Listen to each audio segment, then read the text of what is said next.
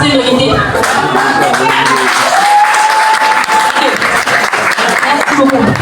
Alors, je rappelle le thème qui nous rassemble ce soir, le bien-être émotionnel de l'enfant, un pilier essentiel de sa santé mentale.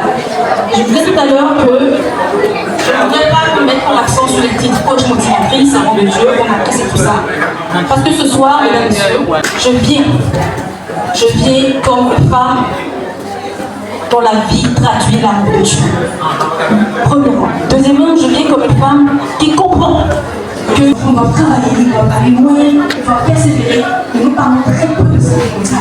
Et peut-être même que pour certains, c'est la toute première fois qu'ils entendent ce terme de santé mentale. D'accord, bien-être émotionnel.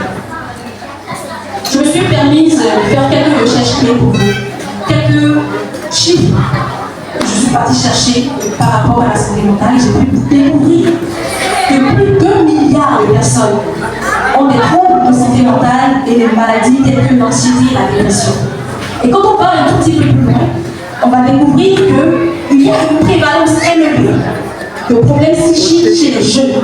Donc un adolescent sur 7 rencontre des difficultés significatives avec des taux de dépression et d'anxiété élevés. Et dans mon parcours, en tant que personne ayant une expérience particulière en ce qui concerne ce sujet, premièrement, et deuxièmement, en tant que coach qui, par la grâce de Dieu, a déjà accompagné des femmes, je peux vous dire que dans la plupart des femmes, même des hommes en général avec grandes tâches, réside un enfant profondément blessé, qui n'a pas pris le temps de guérir de cette trauma, de cette blessure émotionnelle. Et est-ce que je peux avoir un micro-baladeur, s'il vous plaît? Parce qu'on va passer le micro devant. J'aimerais prendre l'avis d'une personne, d'une des personnes. La question est celle-ci. Pour vous, qu'est-ce que c'est que le bien-être émotionnel de l'enfant? Est-ce que vous avez déjà entendu parler de ça une fois, premièrement? Et deuxièmement, qu'est-ce que c'est, selon vous, le bien-être émotionnel? Avoir les meilleurs mots. Moi, le bien-être émotionnel, c'est le fait de se sentir à l'aise avec soi. Bien sûr. C'est le fait de se retrouver dans ce que l'on fait. De ne pas avoir peut-être de remords, des regrets, pour avoir etc. de ne pas être bien. Moi, ça me fait des émotions. Merci beaucoup. Est-ce qu'on peut l'applaudir, s'il vous plaît?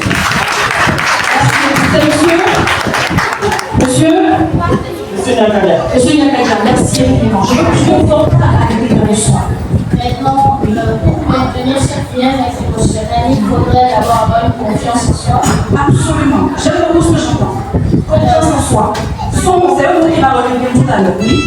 Confiance en soi et oublier tout ce qu'on entend de l'entourage. C'est ça.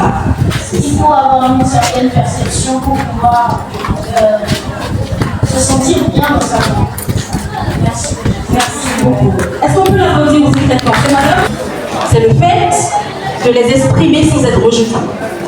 C'est le fait de se sentir aimé, même quand on se trompe parfois. C'est se sentir en sécurité pour être en harmonie avec soi-même. Et lorsque un enfant est émotionnellement stable, qu'est-ce qui se passe? Il n'a pas peur de parler. Il ne se construit pas dans la honte. Il est aligné avec lui. Il ne grandit pas avec l'idée qu'il n'est jamais assez. Alors pourquoi est-ce que le bien-être émotionnel est un pilier de la santé mentale? J'ai grandi avec des blessures et traumas, notamment l'origine, l'abandon. Et par la grâce de Dieu, je suis restaurée, je suis en paix avec moi-même. Il fait des expériences, il réalise qu'en fait, il a beaucoup de carapace à l'intérieur de lui. Et j'en suis la preuve vivante. J'étais parfaitement bien de visu aux yeux de tous. Jusqu'à ce qu'à un moment de mon parcours, de ma vie professionnelle, j'ai dû faire une pause. Parce que j'ai dû avoir un face-à-face avec moi-même. Je me suis retrouvée face à un mur. Parce qu'il y avait beaucoup de traumas que je n'avais pas su guérir.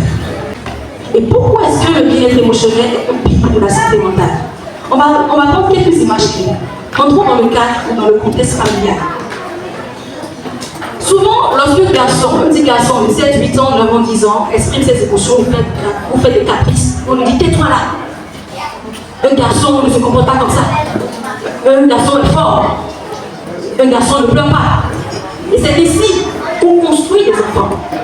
J'ai pris l'exemple des garçons, mais ça arrive aussi dans le cas des filles. C'est ici qu'on construit des enfants qui qui grandissent avec de profondes blessures émotionnelles. Vous allez voir des enfants qui vont refouler leurs blessures à l'âge adulte. On va parler aussi de la comparaison. Dans certaines familles, on compare beaucoup les enfants. Pourquoi toi, tu ne te compares pas comme ton frère? Pourtant, vous êtes nés du même sexe. Vous avez le même sang, vous avez le même ADN. Pourquoi te comportes-tu différemment de ton frère ou de ta soeur? Pourquoi n'es-tu pas premier? Pourquoi n'es-tu pas première?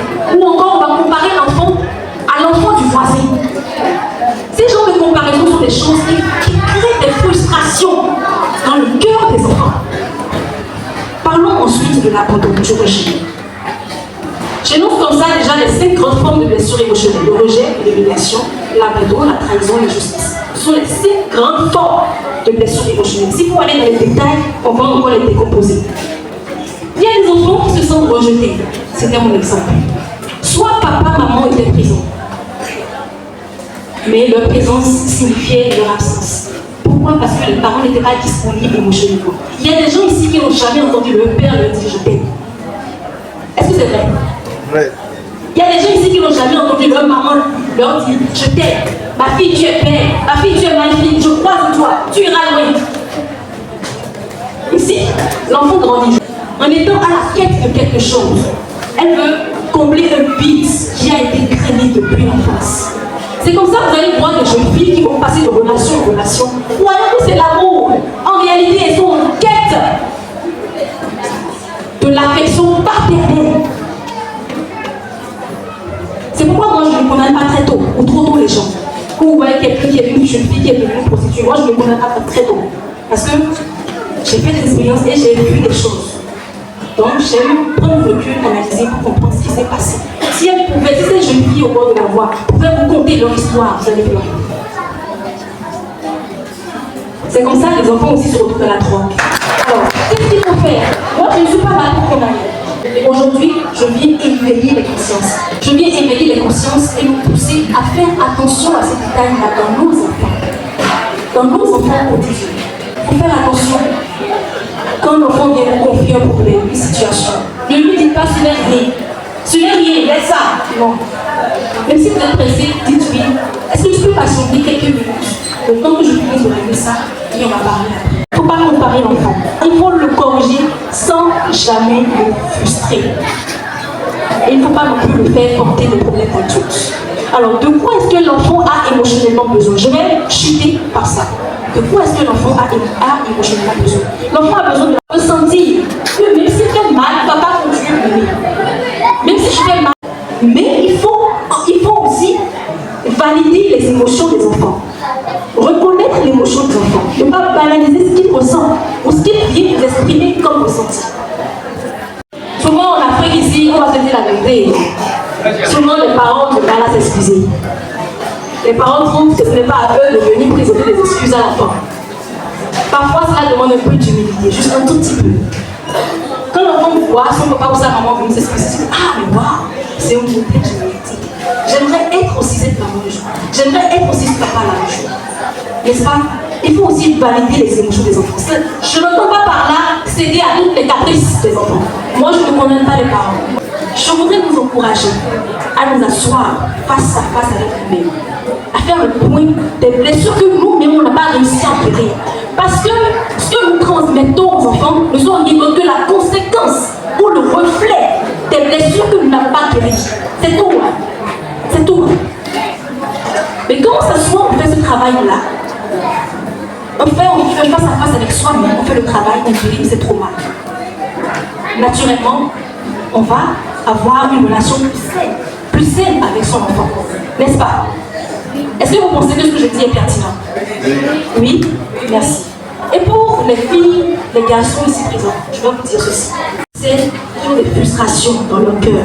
Si vous rentrez chez vous là, n'hésitez pas à dire à papa, maman, ah vraiment, tu as fait telle chose en mon temps, je n'ai pas apprécié, j'aimerais t'en parler, vraiment pas vraiment. Mais le faire avec politesse. Nos parents méritent le respect. Dieu nous demande d'honorer nos parents. Toujours. Même quand papa t'a fait mal, même quand maman t'a fait mal, il faut lui dire ce qu'il t'a fait de mal, mais avec respect et politesse. Et c'est ici que tu verras aussi ton parent, avec beaucoup d'humilité, venir s'excuser. N'est-ce pas les parents? Venez même s'excuser. ou essayer de trouver une solution pour régler le problème. Dans vos cœurs, s'il y a des blessures que vous n'avez pas encore guéries avec le temps, croyez-moi, moi j'ai rencontré quelqu'un qui a su guérir les traumas, les blessures. Il s'appelle Jésus-Christ de Nazareth. C'est pas sa grâce que je suis aujourd'hui. Sinon, peut-être que je ne serais même pas ici en de vous parler.